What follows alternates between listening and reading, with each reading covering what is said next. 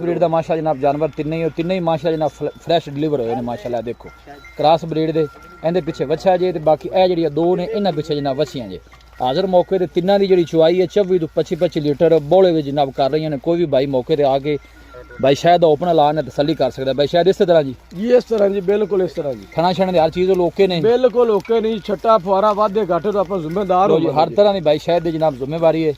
वड्डी बाड़ी के जनाब जानवर जे तीन ही तुम चेक कर सकते हो और गोल भी तुम चेक करने ने कैसे लगे। अगे टोरा ज बाजन थोड़ी जी ए देखो माशाल्लाह।